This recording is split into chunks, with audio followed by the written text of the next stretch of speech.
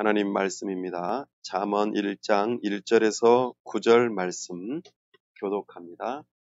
다윗의 아들 이스라엘 왕 솔로몬의 잠언이라. 지혜와 훈계를 알게 하며 영천의 말씀을 깨닫게 하며 지혜롭게, 공의롭게, 정의롭게, 정직하게 행할 일에 대하여 훈계를 받게 하며 좁은 자를 슬기롭게 하며 젊은 자에게 지식과 경청함을 주기 위한 것이니 지혜 있는 자는 듣고 학식이 더할 것이요 명철한 자는 지략을 얻을 것이라.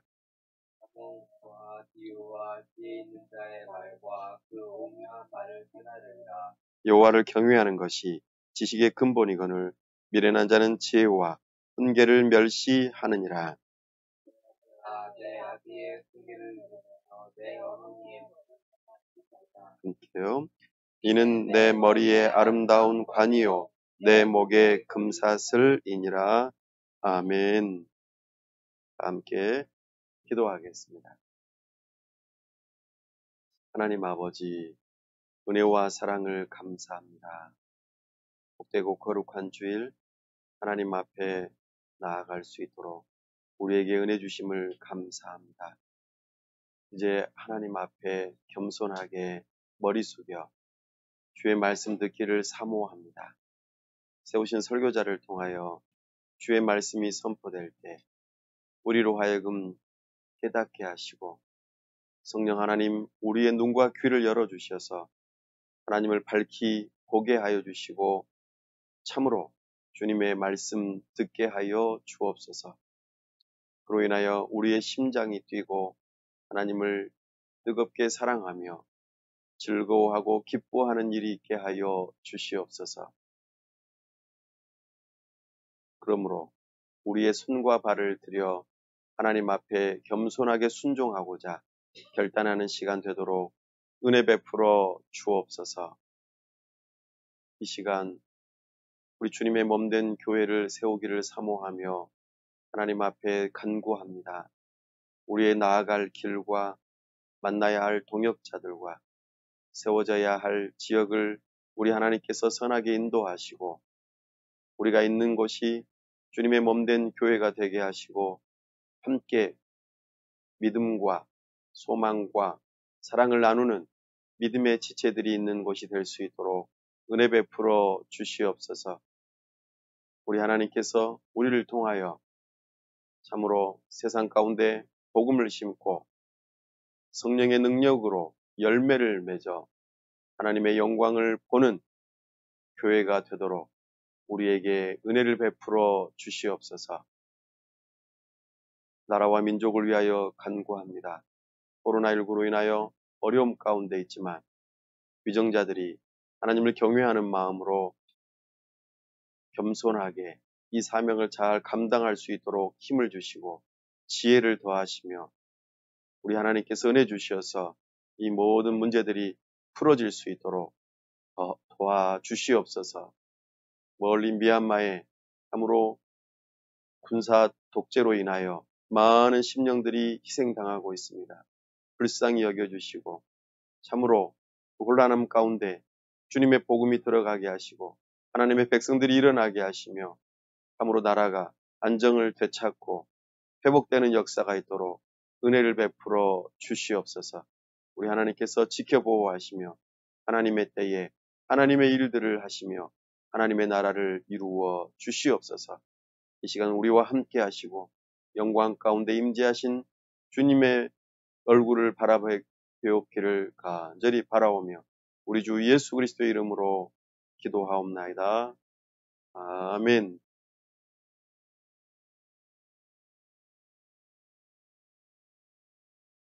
걸어서 성경 속으로 오늘 성경 여행은 21번째 시간입니다. 오늘 다룰 본문은 잠언입니다. 다윗 언약 6번째 시간으로 우리가 함께 말씀 속으로 들어가 보기를 원합니다.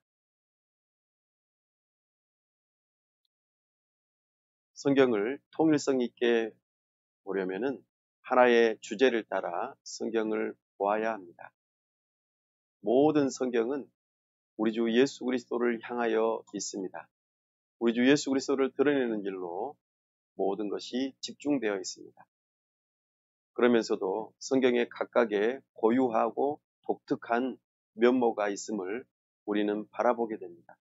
특별히 하나님께서 하나님의 나라를 역사 가운데 이루어 가시는 모든 내용들이 우리 주 예수 그리스도를 중심으로 각각 성경에서 펼쳐져 가고 있음을 우리는 계속해서 바라보고 있습니다.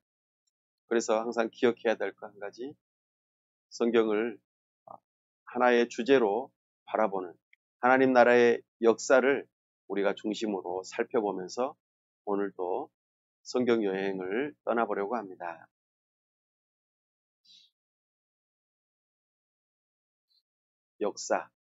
역사는 시간의 흐름을 두고 있습니다. 지금 우리가 다루고 있는 이 본문은 BC 1000년에서 500년 사이에 있었던 일, 또 그리고 기록되어졌던 일들을 우리가 살펴보고 있습니다. 특별히 다윗 시대를 바라보고 있죠. 이렇게 시대를 구분하는 근거는 언약이라고 하는 중요한 하나님 나라의 통치의 주권에 해당되는 것으로 우리가 시대를 계속해서 살펴보고 있습니다. 다윗 언약이 선포된 이 다윗 시대를 중심으로 특별히 오늘은 잠언입니다. 이 잠언은 솔로몬과 지혜 있는 자, 그리고 히스기야의 신하들 아굴과 르무엘이 작성한 것으로, 그리고 그 모아진 것들을 편집해서 우리에게 전해져 오고 있는 성경이 잠언입니다. 특별히 오늘 우리는 다윗 시대의 잠언의 말씀을 통하여 하나님 나라의 역사가 어떤 방식으로 흘러가고 있는지 좀 더 살펴볼 수 있기를 원합니다. 하나님께서는 과거 창조 언약부터 아담 언약, 노아 언약, 아브라함 언약, 모세 언약, 그리고 다윗 언약까지 계속해서 선포하시고 그 언약들이 유효하고 나아가 더 발전되어지는 모습들로 우리에게 계시하고 있습니다. 창조 언약은 생육하고 번성하여 땅에 충만할 뿐만 아니라 하나님의 말씀을 어김으로 죽음에 이르게 된 그 언약이 담겨 있습니다. 오늘 잠언에서도 그 언약이 성취되고 있는 모습을 우리로 하여금 보게 합니다. 삶을 들여다보게 하고, 특별히 하나님의 형상으로 지음받았던 사람이 하나님의 형상을 회복하는 그 지혜를 얻는 일, 이것에 대해서 잠언에서는 언급하고 있습니다. 아담 언약을 통하여 여자의 후손을 보내주시겠다 약속하셨는데 그가 바로 다윗의 왕조를 통하여 나오게 될 것을 우리에게 말씀하시고 다윗의 왕조 가운데 솔로몬을 비롯하여 남유다의 왕조로서 여자의 후손이 오게 되는 것을 예비하고 있는 모습을 보게 됩니다. 참으로 하나님께서는 우리에게 이것을 말씀하시면서 오늘 우리가 읽었던 본문에서와 같이 여호와를 경외하는 것이 참으로 지식의 지혜의 근본이 되는 부분을 언급하면서 참으로 우리에게 아담 언약을 떠올리게 합니다. 특별히 잠언은 노아 언약이 많이 담겨 있습니다. 자연과 사회 질서를 보존하는 그 일을 위해서 특별히 하나님께서 지혜를 주시고 그 일들을 감당하도록 부르신 거죠. 그래서 잠언에는 보편적인 내용들이 많이 담겨 있습니다. 그리고 하나님께서 우리를 지으실 때에 우리의 심령에 담아 두셨던 양심, 이것을 다른 말로 자연법이라고 합니다. 그 내용들이 잠언에 많이 담겨 있습니다. 그 대표적인 예들로 정의에 대한 내용들을 잠언에서는 많이 다루고 있습니다. 그러니 잠언을 통하여 우리는 노아 언약을 많이 발견할 수 있을 것입니다. 아브라함 언약 또한 여기에서 우리가 살펴볼 수 있습니다. 백성과 땅과 이방인에게 복을 주시는 그 언약의 내용들이 여기 잠언에서도 고스란히 드러납니다. 하나님께서는 믿음의 백성들에게 이 잠언을 주시면서 이 땅 위에서 너희가 하나님의 다스리시는 나라의 백성으로서의 삶도 살아가지만 참으로 세상 가운데서도 살아간다라는 것을 기억하게 하시고, 그래서 믿음의 백성들에게 하나님의 말씀을 생각나게 하시고, 그것을 어떻게 세상 가운데서 적용하게 할 것인가를 염두에 두게 하시는 거죠. 그래서 삶을 위한 능숙한 기술들을 믿음의 조상들로부터 계속해서 대대로 내려오는 그 좋은 잠언들을 모아서 믿음의 자녀들에게 가르치고 있다 하는 것입니다. 더불어 이 잠언은 모세 언약에 해당되는 하나님의 백성들을 향하여 그렇게 선포되어지고 있고, 또한 지혜를 가르쳐주고 있는 내용들입니다. 그래서 모세 언약은 객관적으로 여러 가지 것들을 알려주고 그것을 꼭 지켜야 되고, 법률로서 지키지 않을 경우에는 거기에 따르는 벌이 있다 하는 것이 전제로 깔려 있고, 그것을 어떻게 하면 지혜롭게 잘 지킬 수 있을 것인가 주관적으로 해석하여 잘 적용할 수 있도록 돕는 역할을 잠언이 합니다.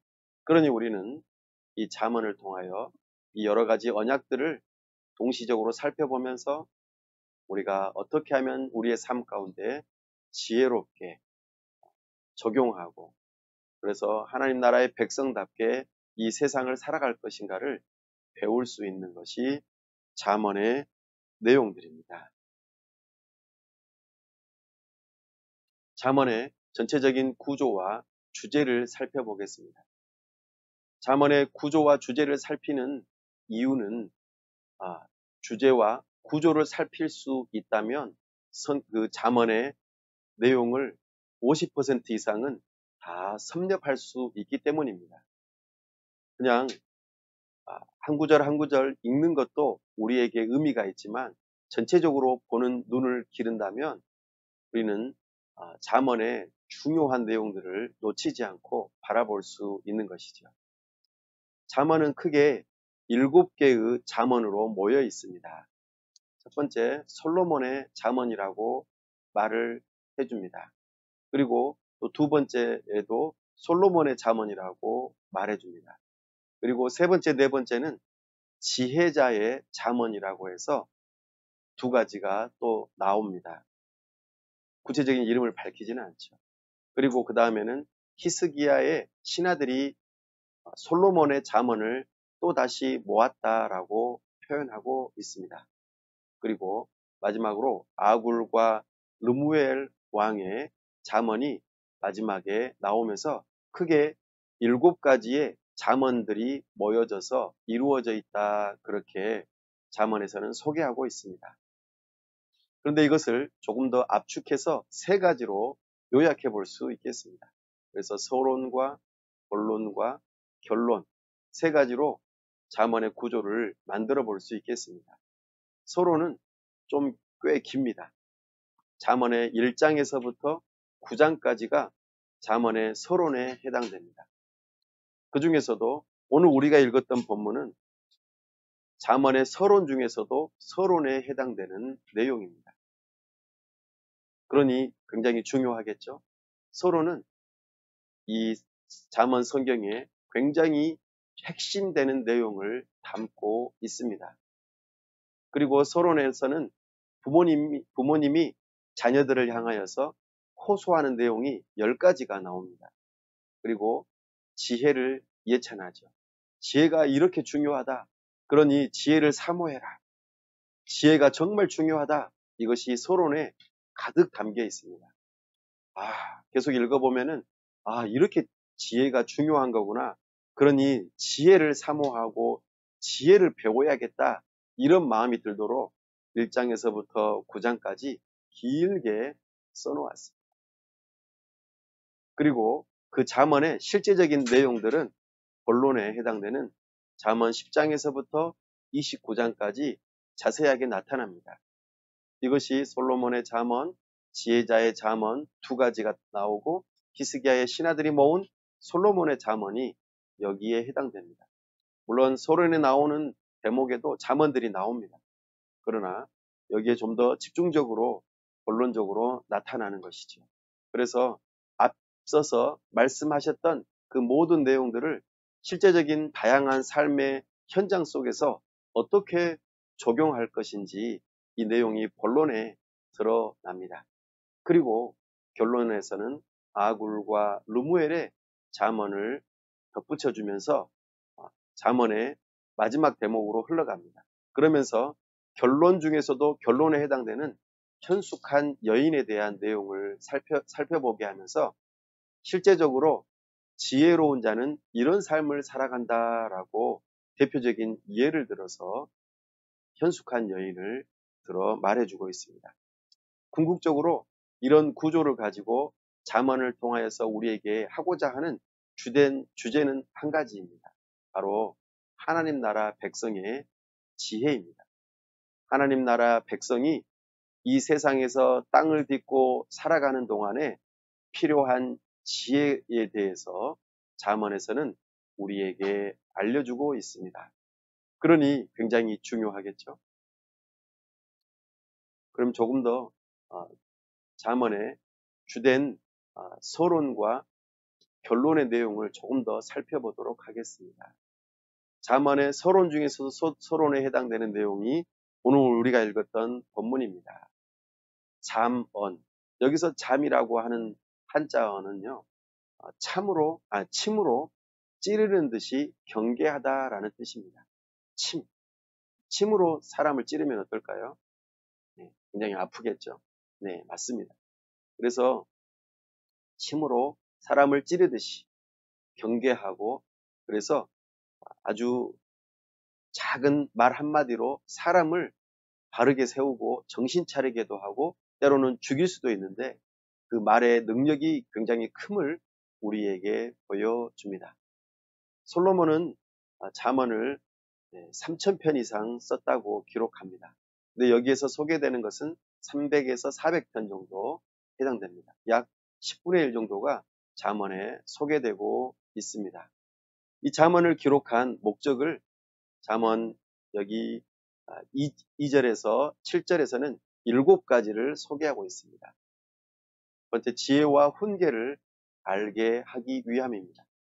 명철의 말씀을 깨닫게 하기 위함이죠.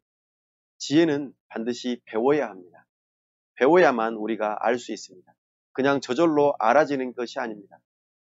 배우고 생각하고 외우고 그래서 그것이 내 삶에서 체험되어지고 터득되어질 때에 그것을 지혜라고 말할 수 있습니다.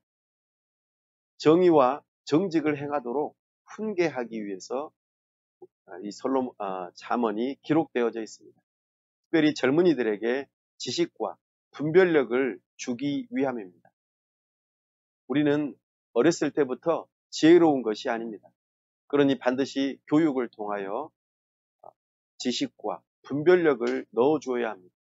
사랑하는 자녀들이 이 험한 세상을 살아가기 위해서는 부모가 평생토록 따라다니면서 뒷바라지를 할 수 없습니다. 어느 순간에는 집에서 가정에서 떠나보내야 할 그 시기가 찾아옵니다. 그때에 세상에 나아갈 준비가 되어야겠죠. 그러려면은 자녀들에게 분별력을 심어 주어야 합니다. 분별력이 없다면 세상이 어떠한지, 옳고 그름이 무엇인지, 어떤 것이 참이고 거짓인지를 분별할 수 없다면 우리는 세상에서 휩쓸리고 그리고 많은 값을 치르면서 우리는 곤란하고 힘든 삶을 살아가게 될 것입니다. 상당히 많은 수업료를 지불해야만 우리가 여기에서 배울 수 있는 것이죠. 우리가 직접 경험해 보면서 지불할 수도 어떤 지혜를 얻을 수도 있겠지만 직접 경험하지 않더라도 지혜를 얻어서 큰 어려움을 피해갈 수 있다면 이것 또한 우리에게는 유익한 일이 될 것입니다. 우리 자녀들에게는 이런 분별력이 필요합니다. 그렇다면 이 지혜는 지혜가 있는 사람에게는 필요 없는 것일까요? 아닙니다. 하나님께서는 지혜의 근본이 되시기 때문에 이 지혜는 무궁무진합니다. 어느 누구도 완벽한 지혜를 가진 사람은 한 사람도 없습니다. 그러니 지혜를 가진 사람은 지혜를 더 배우면 배울수록 더욱더 지혜로워집니다. 그러니 지혜를 더욱더 더하고 사모하게 하는 하는 차원에서 이 잠언을 주셨다는 것을 기억해야 합니다. 그리고 마지막으로 여호와를 경외하는 법을 가르치시기 위해서 이 잠언을 기록하셨습니다. 이것이 잠언을 기록한 목적으로 오늘 우리가 읽었던 본문에서 소개하고 있는 7가지의 목적입니다. 근데 이것을 어디에서 가르치라고 교훈하고 있습니까? 8절에서는 가정에서 부모가 자녀에게 가르칠 것을 말씀하고 있습니다. 지혜는 학교에서도 배울 수도 있고 세상에서도 배울 수 있습니다. 그러나 가장 먼저 가정에서 배워야 할 것을 우리에게 말씀하십니다. 가정은 자녀들을 지혜롭게 또 지혜를 가르치는 데에 최적의 장소입니다. 오늘날 우리는 학교의 모든 것을 맡겨버리고 또 어떤 학원에 맡겨버리면서 그 지혜를 얻게 하도록 하고자 합니다. 때로는 모든 교육을 교회에 다 맡겨서 그 일들을 하게 하고자 합니다. 그러나 이것은 위탁입니다. 부모가 원래 해야 할 일에 있어서 부족하거나 더 필요로 하는 것으로 위탁할 수는 있지만 근본적으로 자녀의 양육은 부모에게 있습니다. 부모는 자녀에게 지혜를 가르칠 의무가 있습니다. 이것을 기억하십시오. 그리고 어렸을 때부터 가르치고 이끌어 주어야 합니다. 그럴 때에 그 가르침에 대해서 어린아이가 능숙하게 됩니다. 어렸을 때부터 우리는 좋은 습관을 가질 필요가 있습니다. 지혜를 배우고 지혜에 따라서 좋은 습관을 몸에 배이게 할 때에 우리는 나중에 자라서도 다른 길로 빠지지 아니하고 다른 길로 갔다가도 되돌아올 수 있는 탄성력이 있습니다. 그러나 처음부터 잘못된 길로 가게 내버려 두거나 또는 능숙하게 되도록 습관이 만들어지지 않게 되면은 나중에 가서 이것을 고치려면 매우 많은 값을 지불해야 할 것입니다. 우리는 이것을 기억하고 부모는 어렸을 때부터 좋은 습관, 지혜를 가르치고 그것이 능숙하게 되도록 돕는 일을 오늘 교훈 받아야 할 것입니다. 이것이 잠언의 서론 중에서도 서론입니다. 결론에서는 이 지혜를 어떻게 사례를 통하여서 살아가게 될 것인지 구체적인 예를 들어서 우리에게 설명하고 있습니다. 잠언 31장 10절에서 31절 총 22절을 통하여서 우리에게 지혜자는 이런 사람입니다 라고 구체적으로 예를 들어 설명해 주고 있습니다. 22절 이것은 굉장히 의미가 있는데요. 22절 처음으로 시작하는 것들이요. 히브리어 알파벳 알렙부터 시작해서 마지막 테트까지 그래서 22글자로 해서 시작되어지는 구절들입니다. 이것은 기억하기 쉽도록 만들어 놓은 의도성이 있음을 보여줍니다. 현숙한 여인에 대한 이야기입니다. 이것을 다른 말로 현숙한 사람이라고 표현할 수도 있겠죠. 지혜로운 사람. 그 사람은 여호와를 경외하는 사람이라고 우리에게 말하고 있습니다. 그 사람의 구체적인 삶은 기본적으로 자기 자신을 잘 가꾸는 사람이라고 알려줍니다. 또한 자기 자신의 가정을 잘 돌보는 사람이라고 말해줍니다. 그래서 가정에서 이 일을 잘함으로 인정을 받고 감사함을 듣는 그런 사람이 지혜로운 사람이라고 말해주고 있습니다. 자기 가정을 잘 돌볼 뿐만 아니라 어려운 이웃을 돌보는 사람 그리고 자기 자신이 가진 지혜를 따라서 옷을 지어 입는데 이것을 다른 말로 공업이라고 할 수 있겠습니다. 공업에 능한 뭔가를 제조를 해내는 그 일에 능숙한 사람인 것을 우리에게 보여줍니다. 어떤 것을 만들 수 있는 능력은 지혜에 해당되는 능숙한 기술에 해당됩니다. 또 먹는 것을 가정과 자기 자신과 가정에 있는 종들과 또 어려운 이웃들에게 먹을 것을 나누어 줄 수 있도록 농사도 잘 짓고 그것을 실제적으로 잘 나누는 그 일들을 하고 있음을 우리에게 보여줍니다.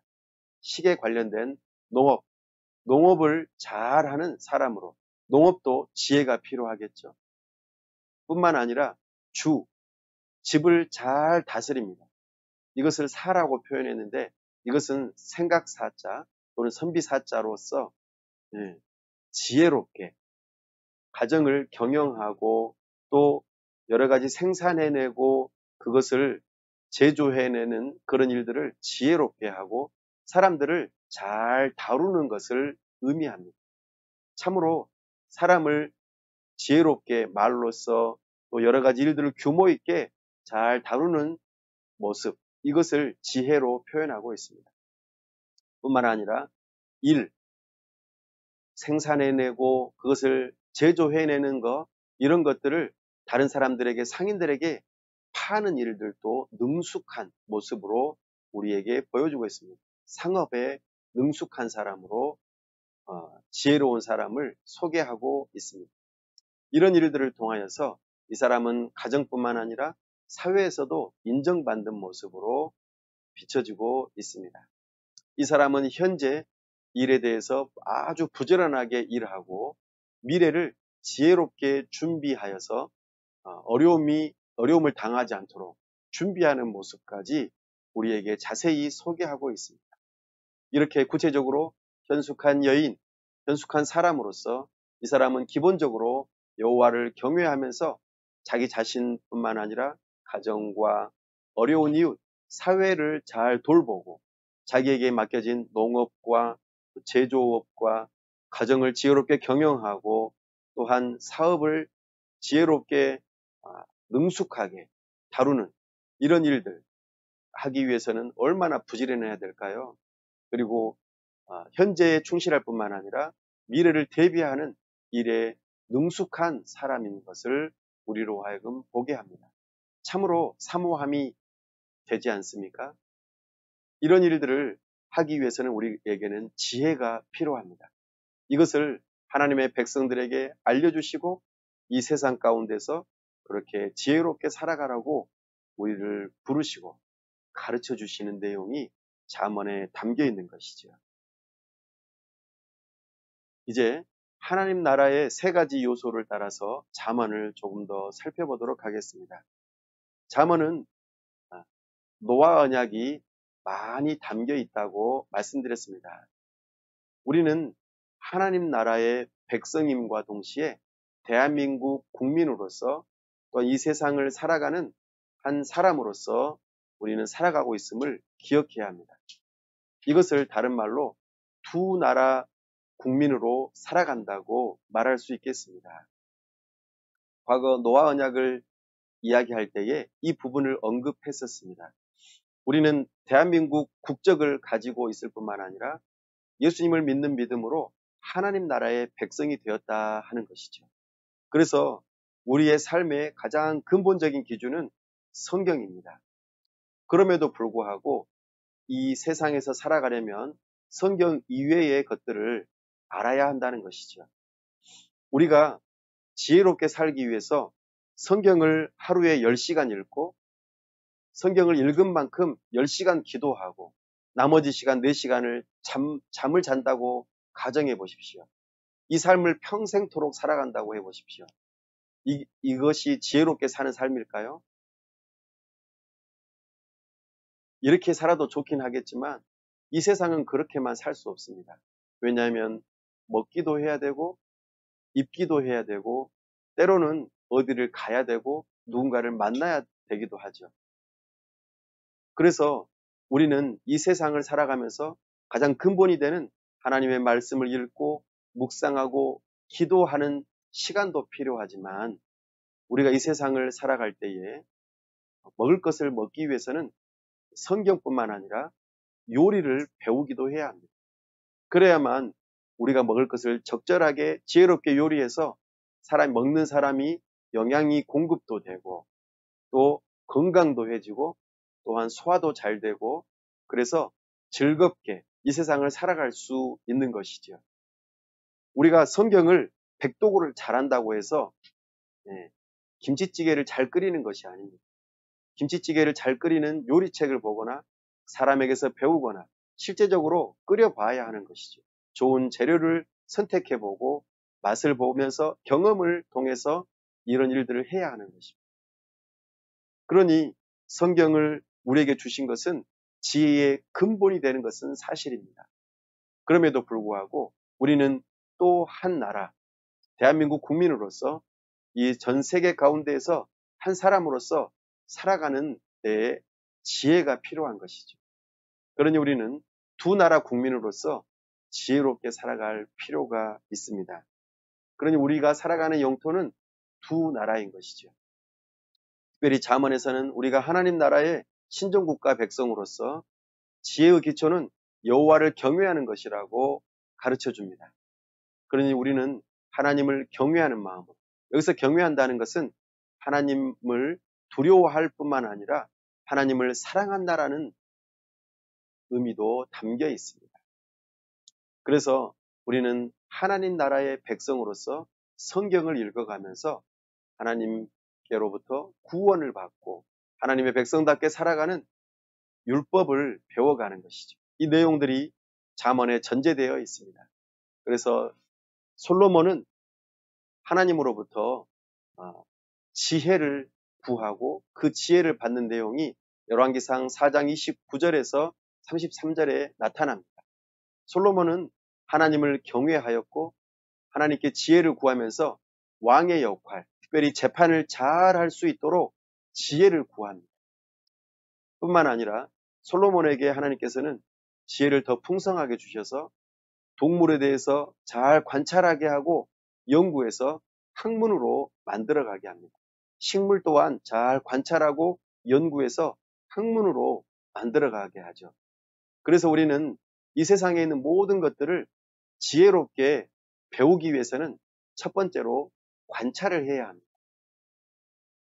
책을 통해서든지 실제적인 삶을 통해서든지 주의 깊게 관찰하는 것이죠. 그렇게 되면 우리에게는 무엇이 생기냐면 지식이 생깁니다. 이 지식이 우리로 하여금 지혜롭게 하죠. 이 지식을 체계적으로 잘 정리해서 모아놓은 것을 무엇이라고 하냐면 학문이라고 합니다. 그래서 생물학, 식물학, 천문학, 학이라고 하는 단어가 붙는 것은 우리가 알고 있는 여러 가지 지식들을 체계적으로 정리한다 해서 학이라고 하죠. 그래서 우리가 책을 읽어갈 때에 이런 것들이 체계적으로 정리가 되고 학교에서 배우는 학문이라고 할 때에는 이 체계적인 것들을 우리가 정리한다라고 하는 의미가 담겨 있습니다. 이런 일들을 솔로몬이 했고 솔로몬의 그 잠언이 오늘 우리에게 전달되어져 오고 있음을 바라보게 되는 것이죠. 이것을 언약 백성에게 선포하고 있음을 우리에게 말하고 있습니다. 뿐만 아니라 세상에서 살아가면서 우리는 지혜를 얻기 위해서 하나님께서 주신 창조 세계, 가정, 사회, 국가를 잘 살펴보면서 우리는 지혜를 얻을 수 있습니다. 지혜라고 하는 이 단어는요, 호크마입니다. 호크마. 호크마라고 하는 이 단어는 어디에서 나오냐면 출애굽기 28장 3절, 31장 1에서 3절에 지혜라고 하는 단어가 나옵니다. 이때 사용되어지는 호크마가 누구에게 적용되어졌냐면 오홀리압과 브살렐에게 적용되어졌습니다.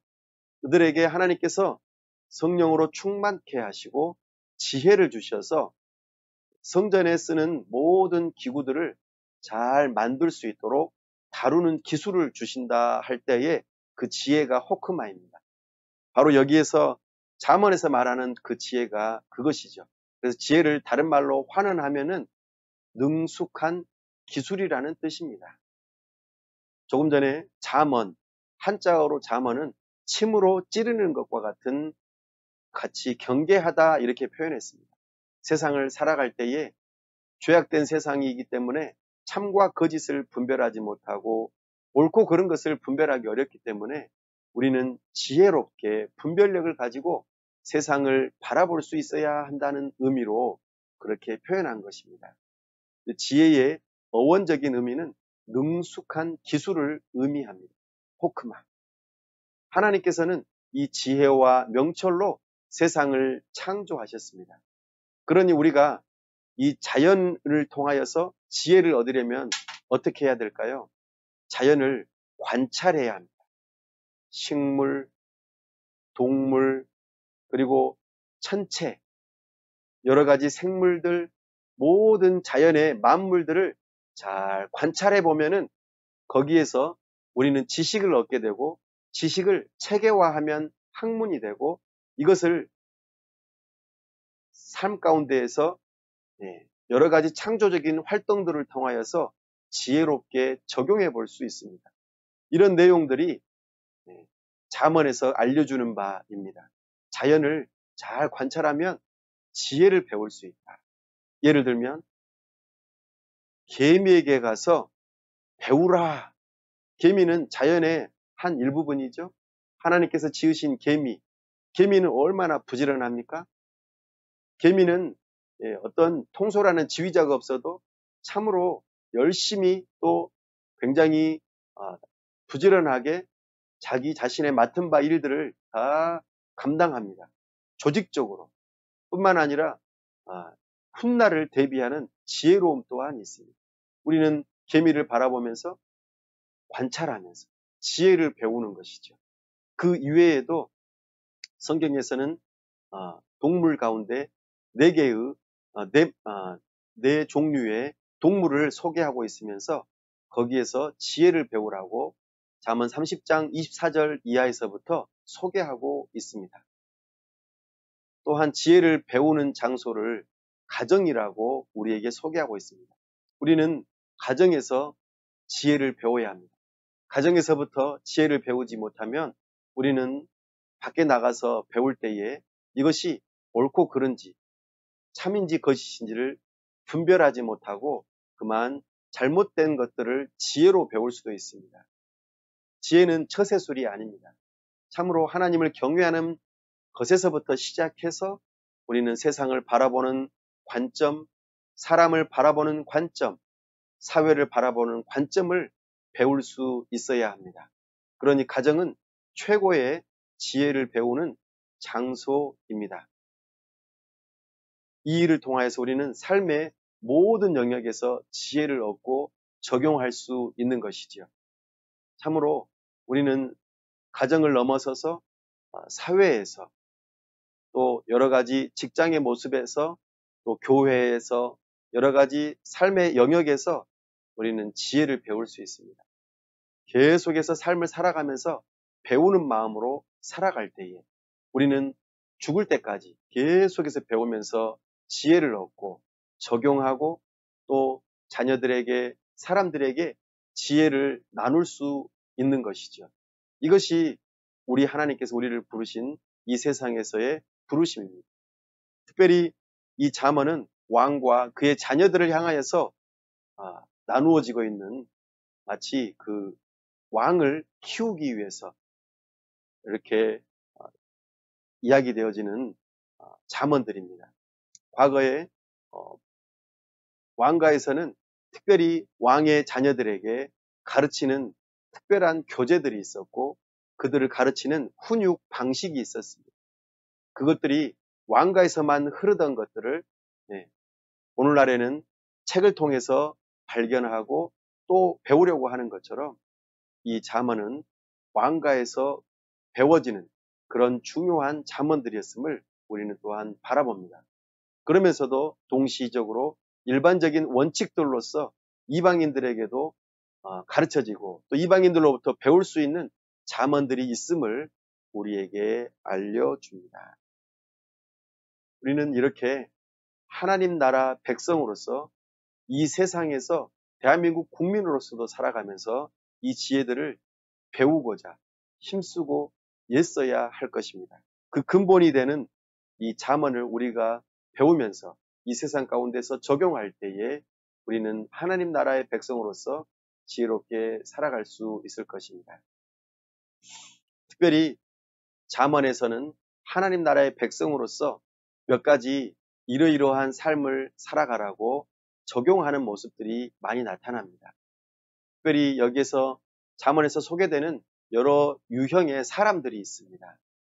특별히 지혜로운 사람을 표현하고자 할 때 비교 대상이 되는 사람을 언급하면서 그 사람처럼 살지 말라고 그렇게 반대되는 삶을 살아가면은 지혜로운 삶이 될 것이라고 언급하면서 여러 인물들이 소개되고 있습니다. 첫 번째 인물이 미련한 자입니다. 그 미련한 자처럼 살지 않으면 하나님 나라의 백성으로서 지혜롭게 살아가는 사람이 되겠죠. 그럼 미련한 사람은 어떤 사람인지 살펴보겠습니다. 잠언에서는 미련한 자를 이렇게 표현합니다. 자제력이 없이 징계를 무조건 무시하는 사람이 미련한 자라고 말합니다. 또 자제력을 갖지 못한 말을 하는 사람이 미련한 사람이라고 말합니다. 또 미련한 자는 다른 미련한 자와 위험한 교제를 한다라고 교훈하고 있습니다. 결국 미련한 자는 죽음에 이르게 된다고 말하고 있습니다. 그리고 성경에서는 좀 더 확대되어서 미련한 자를 하나님이 없다고 말하는 사람이라고 말합니다. 다른 말로 무신론자, 하나님이 없다 이렇게 말하는 사람들은 미련한 자라고 시편 14편에서 53편에서 그렇게 말씀하고 있습니다. 예레미야는 우상 숭배자들을 향하여 미련한 자라고 말하고 있습니다. 심지어는 하나님의 백성들 가운데서도 미련한 자가 생겨날 수 있다고 말합니다. 신명기에서 불순종하는 이스라엘 백성들을 향하여 미련한 자들이라고 말하고 있습니다. 목이 곧은 백성들이죠. 결국에는 이 미련한 자들을 한마디로 말하면은 하나님이 아닌 자신을 신뢰하는 자를 미련한 자라고 말하고 있습니다. 여러분 어떻습니까? 여러분은 자기 자신을 신뢰합니까? 내가 생각하는 것, 내가 가지고 있는 지혜가 최고요, 모든 것이 옳다고 생각하는 사람입니까? 그렇다면 미련한 자입니다. 그러나 하나님만이 나의 유일한 의지할 분이라고 하나님을 신뢰하는 자라면 여러분은 지혜로운 자입니다. 여기에서 우리는 하나님 나라의 백성으로서 어떻게 살아가야 할지 교훈 받으셔야 합니다. 두 번째, 게으른 자입니다. 게으른 자의 반대가 된다면 지혜로운 자가 되겠죠. 게으른 자의 특징입니다. 게으른 자는 기회를 흘려보냅니다. 그리고 항상 변명하죠. 내가 이것 때문에 못했어 라고 말이죠. 그리고 게으른 자는 지나치게 잠을 사랑하는 자입니다. 그리고 게으른 자는 시작한 일을 결코 끝내는 일이 없습니다. 아주 포기를 잘하는 사람입니다. 그리고 일하는 것보다 노는 것을 더 좋아하는 사람을 게으른 자라고 말합니다. 일이라고 하는 것은 하나님의 형벌로 주어진 것이 아닙니다. 일은 다른 사람, 자기 자신뿐만 아니라 다른 사람을 보살피도록 하기 위해서 일을 하도록 하게 하셨습니다. 물건을 생산하고 목적에 따라 행동하고 결국에는 하나님께서 우리를 향하여 공급하시는 것처럼 그 하나님의 성품을 반영하도록 하기 위해서 우리를 일하도록 부르셨죠. 그런데 이것을 하지 않으려고 하면은 게으른 자라고 말하고 있습니다. 일은 시작했으면 끝까지 해야 하는 것이죠. 이런 게으른 자를 향하여서 반대되는 삶을 살아가게 되면 지혜로운 자라고 말하고 있습니다. 기회가 오면 포착하고 변명하지 아니하고 잠을 지나치게 사랑하지 아니하고 시작한 일을 끝까지 해내면서 일은 놀기 위해서 하는 거야. 여가를 즐기기 위해서 우리가 일하는 것이야. 그러니 내가 일하고 난 뒤에 여가를 내가 보장받아야 돼. 이런 생각보다는 참으로 일을 통하여서 자기뿐만 아니라 가정과 다른 사람을 돌보기 위해서 일을 열심히 하는 것이죠. 물론 오늘날에는 일을 과도하게 일에 중독되어서 몸이 축나고 하나님을 섬기지 못하도록 만들 정도로 그렇게 일을 과도하게 하는 것 또한 잘못된 것이지만 일을 게을리하는 것, 이것에 대한 교훈을 우리는 받아야 할 것입니다.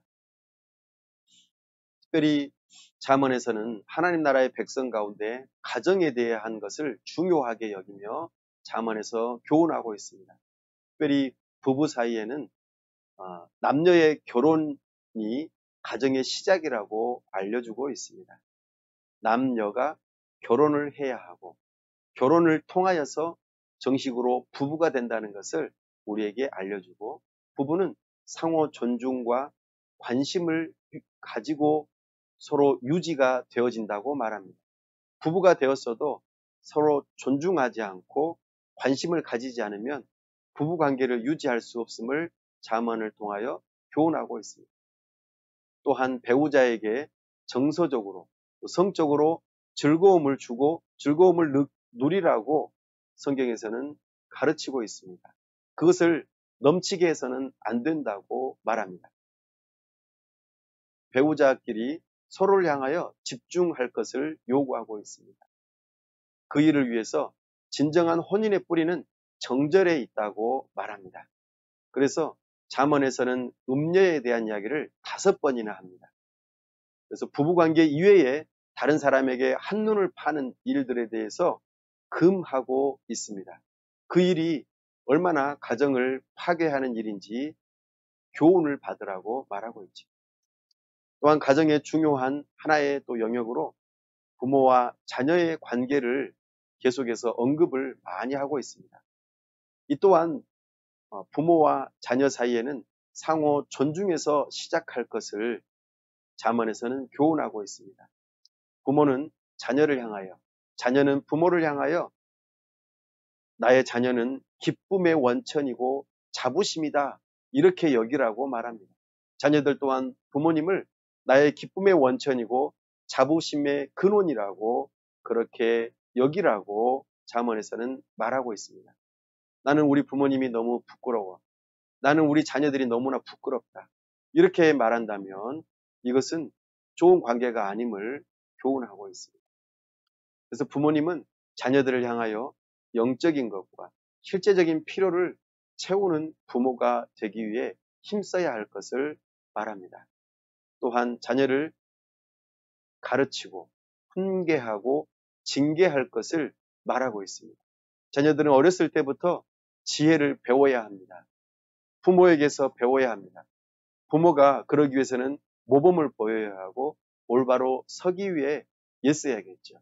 물론 부모는 완벽하지 않습니다. 그렇기 때문에 부모 또한 진정한 부모 되시는 하나님이 필요합니다.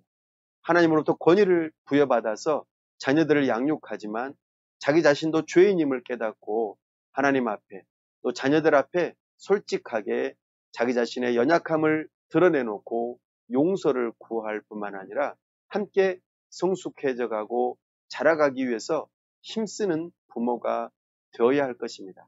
이것이 잠언에서 요구하는 부모와 자녀의 지혜로운 관계입니다. 잠언에서는 친구에 대한 이야기, 우정에 대한 이야기를 언급하면서 어떤 친구가 나쁜 친구이고 어떤 친구가 좋은 친구인지를 분명하게 말해줍니다. 중간에 해당되는 친구는 없습니다. 좋았다 나빴다는 없습니다. 나쁜 친구이든지 좋은 친구이든지 둘 중에 하나입니다. 그러니 우리는 친구를 사귈 때에 반드시 지혜롭게 좋은 친구를 선택할 필요가 있습니다. 나쁜 친구는 어떤 친구인가요? 어떤 이득 때문에 나를 사랑하는 친구, 그런 친구를 나쁜 친구라고 말합니다. 탐하고 뭔가를 이익을 위해서 그렇게 사귀는 그런 친구들은 사귀지 말라고 합니다. 그러면은 나쁜 친구가 혹시 비그리스도인도 해당되지 않습니까? 물론 그럴 수도 있겠습니다만 비그리스도인도 우리는 사귈 필요가 있습니다. 왜요? 그들에게 복음을 전해야 할 의무가 있기 때문입니다. 무조건 크리스천만 친구로 삼고 나머지는 절대로 사귀지 않는 것이 좋아. 그것은 아닙니다. 우리는 비그리스도인들에게 복음을 전하고 그들 가운데 복음을 받아들여서 그렇게 좋은 친구의 관계를 만들어갈 수 있습니다. 이것이 지혜인 것이죠. 잠언에서는 악인과의 사귐을 경고하고 있습니다. 분별하라고 말하고 있습니다. 그다음에 좋은 친구는 무엇일까요? 친구를 버리지 않는 친구가 좋은 친구입니다. 좋은 우정은 수고를 필요로 합니다. 우정은 그냥 쌓이지 않습니다. 수고를 해야만 합니다. 그래야만 우정이 쌓이고 좋은 친구가 될 수가 있습니다. 좋은 친구는 분별력이 있습니다. 옳고 그름, 참된 것과 거짓된 것을 분별할 줄 알고 가야 할 길과 가지 말아야 할 길을 알아서 가거나 멈추는 것을 잘하는 친구입니다. 이기적이지 않고 잘못한 것을 용서를 구하거나 용서할 줄 아는 사람이 좋은 친구입니다. 사람은 완벽하지 않기 때문에 실수할 수 있죠. 그때의 용서를 구할 수 있는 친구가, 용서를 해주는 친구가 좋은 친구입니다. 우리는 좋은 친구를 만나야 되기도 하지만 좋은 친구가 되어주기도 해야 합니다. 그래서 서로 간에 진실을 말할 수 있어야겠죠.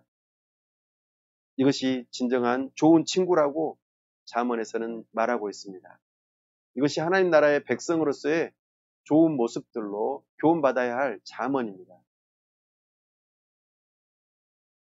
또한 말하는 것에 대해서 교훈을 많이 하고 있습니다. 말할 때에 성급하게 말하는 것을 주의하라고 교훈합니다. 그리고 말하기 전에 항상 하나님께 지혜를 구하고 어떻게 말해야 될지 하나님께 도움을 구하며 말할 것을 미리 생각하라고 말합니다. 그때에 이런 질문을 하라고 합니다. 이 말이 만약에 누군가에게 들려졌을 때에 이것이 영원토록 들려지고 난 다음에 다시 나에게 메아리 쳐온다면 내가 행복할까? 라고 질문을 하면서 말하기 전에 지혜를 구하고 그것을 말하라고 합니다. 오늘 내가 내뱉는 말이 다시 나에게 돌아올 때에 과연 이것이 행복함이 있을까? 질문하라고 합니다. 그리고 잠언에서는 말하는 것보다는 듣는 것을 먼저 하라고 합니다. 듣는 것의 태도는 경청 후에 올바른 태도를 취하는 것입니다. 경청이라는 것은 사람이 말하는 것을 정확하게 또 올바르게 이해하는 것을 의미합니다. 내 주관적으로 판단해서 오해하거나 다른 방향으로 왜곡되어 버리면은 잘못 듣는 것이 되고 잘못 판단하게 되면 관계가 틀어지게 되는 것이죠. 처음부터 믿지 못하고 믿는다면 경청할 수가 없습니다. 그러니 경청에 대한 지혜를 배우고 거기에 맞게 올바르게 행동하는 것을 우리는 배워야 할 것입니다. 마지막으로 하나님 나라의 백성으로서의 선택해야 할 길이 있다고 말합니다. 우리는 모든 사람은 두 가지의 길을 걸어가게 되어 있습니다. 그 중간 길은 없습니다. 사망의 길을 가거나 생명의 길을 가거나 둘 중에 하나입니다. 여러분은 어떤 길로 걸어가고 계십니까? 사망의 길. 우리 모두는 필연적으로 사망의 길을 걷습니다. 왜요? 아담의 범죄함 이후로 모든 사람은 죽게 되어 있기 때문입니다. 그렇기 때문에 누구나 하나님 앞에서 회개해야 합니다. 그래야만 이 사망의 길에서 벗어날 수 있습니다. 죄를 범하는 것을 선택한다면 우리는 사망의 길로 갈 수밖에 없습니다. 하나님께서는 우리가 우리의 행위대로 하나님 앞에 나아간다면 하나님께서는 우리의 행위대로 우리에게 보응하시겠다고 말씀하십니다. 우리는 하나님 앞에 나아갈 때 내가 잘한 것, 내가 의로운 것, 내가 뭔가 공을 쌓았던 것을 가지고 하나님 앞에 나아가려고 해서는 결코 안 됩니다. 왜냐하면 그것은 하나님 앞에서는 누더기요, 죄와 불의함 뿐이기 때문입니다. 결국에는 그것으로 말미암아 우리는 심판을 받고 영원한 사망의 길, 멸망의 길로 가고 말 것입니다. 그러나 잠언에서는 생명의 길을 우리에게 안내합니다. 지혜, 공의, 여호와를 경외하는 것이 생명의 길로 가는 것이라고 알려줍니다. 이것은 자기 죄를 자복하고 자기의 죄를 버리며 하나님의 긍휼을 구할 때에 갈 수 있는 길입니다.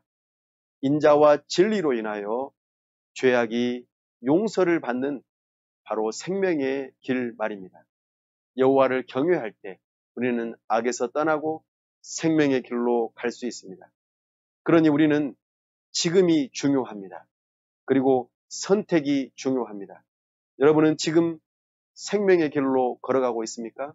아니면 사망의 길로 걸어가고 있습니까? 우리는 지금 선택하셔야 합니다. 지금과 선택의 중요성을 잠언에서는 계속해서 알려주고 있습니다. 왜냐하면 우리의 삶이 언제 갑작스럽게 끝날지 모르기 때문입니다. 이것이 하나님 나라의 백성으로서 받아야 할 잠언의 교훈들입니다. 이제 마지막으로 하나님 나라의 주권에 대한 내용을 다윗 언약을 중심으로 잠깐 살펴보겠습니다. 다윗 언약은 하나님께서 다윗의 왕조와 성전을 영원토록 유지시켜 주시겠다고 하는 약속이 담겨 있었습니다.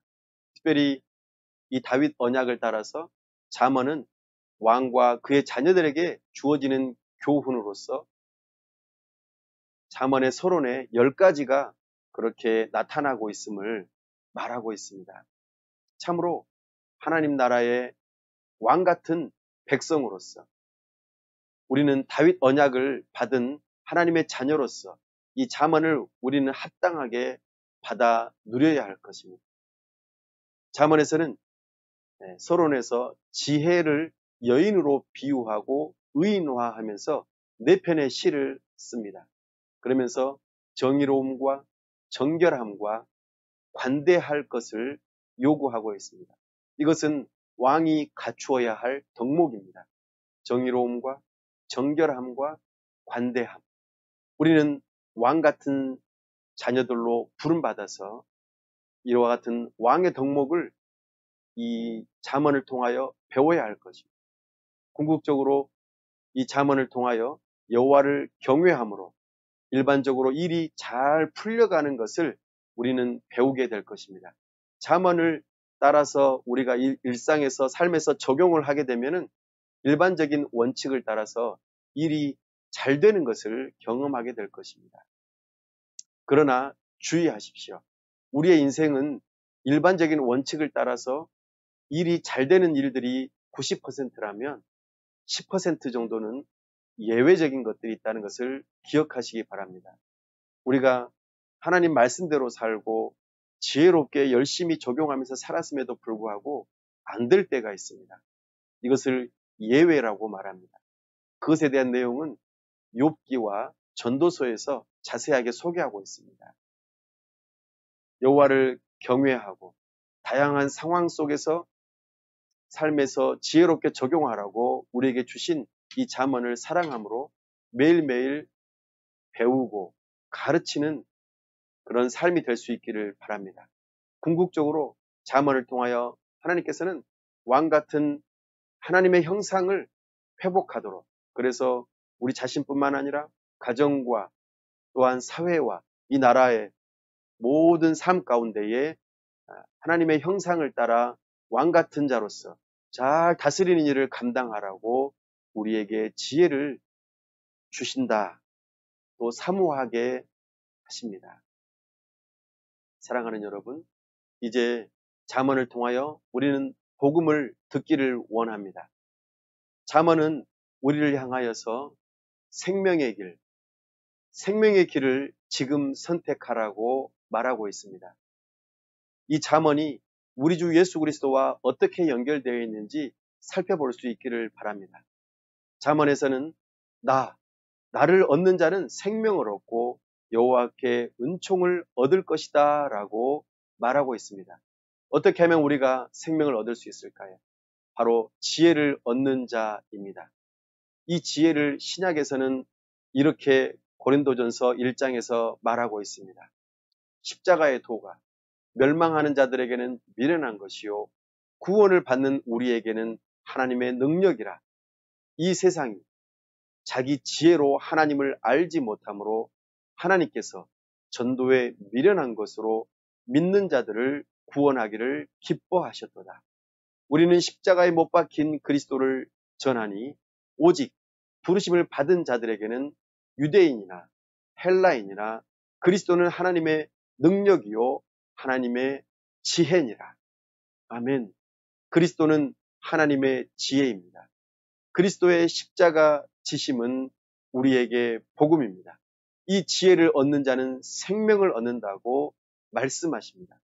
그리스도 안에서 우리는 지혜와 속죄, 참된 우애와 참된 사랑을 발견할 수 있습니다. 사랑하는 여러분, 지금 누구를 선택하시겠습니까? 지금 우리가 지혜의 근원이 되시는 예수 그리스도, 하나님의 놀라운 지혜를 선택할 때 우리는 생명을 얻게 될 것입니다. 잠언을 통하여 우리는 이 복음을 들으시고 이 복음을 선택하시기 바랍니다. 이런 자가 진정 지혜로운 자입니다. 오늘 우리는 잠언을 통하여 하나님 나라 백성의 지혜를 들으셨습니다. 사랑하는 여러분, 어떻게 하면 잘 살고 성공적이며 행복한 삶일까요? 나중에 늙어서 죽음을 앞두고 있을 때 우리가 이런 질문을 한다면 우리는 어떻게 대답하시겠습니까? 어떻게 하면 잘 살고 성공적이며 행복한 삶인가? 여기에 지혜가 필요합니다. 지혜는 신앙과 삶의 능숙한 기술이라고 하였습니다. 지혜의 근본, 지혜의 기초가 되는 것은 여호와를 경외하는 것입니다. 우리는 자연과 가정과 사회에서 지혜를 관찰하고 배우고 적용할 수 있습니다.